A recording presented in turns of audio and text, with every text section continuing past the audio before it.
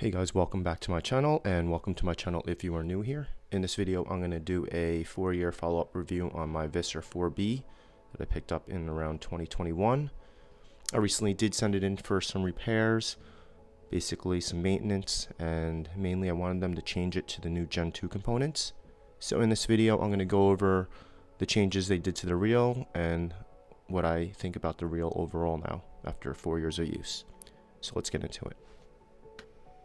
Alright, so originally one of the issues I had with this reel after using it for about 1.5 years was I did notice it started to get a little rough. So I think the bearing inside was starting to go, so I did disassemble it, and upon further inspection I found out that the shaft bearing on the top was rusted out, and that's generally where the water is going to come in.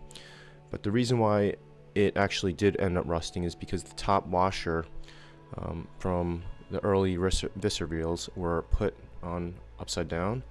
So I did buy a new bearing from Fast Eddies if you watch my other video, and I ended up replacing that bearing and flipping the rubber seal correctly in the correct orientation and placed it back in the reel. At that point I wanted to take off the shaft traverse block, and that was held in by I think 3 Phillips heads, where there were 2 holding something in and then 1 more holding in the block to the shaft. So I actually tried to remove these Phillips head screws, and the rest of the reel actually was all Torx bolts, and upon trying to remove those small Phillips head screws, sure enough they did strip out. It did not cause any immediate issue with the reel. The reel still functioned fine. If you can see in here, there's now 2 Torx bolts in the traverse block holding that in.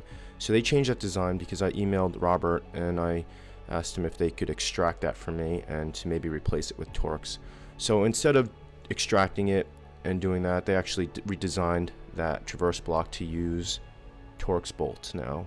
So that design is much better, so if you ever have to take that area apart, it won't strip as easily as Phillips head screws. Phillips head screws are just notorious for stripping out, so a Torx design is much better. So that's a new welcome design change in the Gen 2 reels that's going to eliminate any type of issues. And I have used this reel now for about another season. I didn't fish that much this season, but the reel has performed great and I will continue to use it.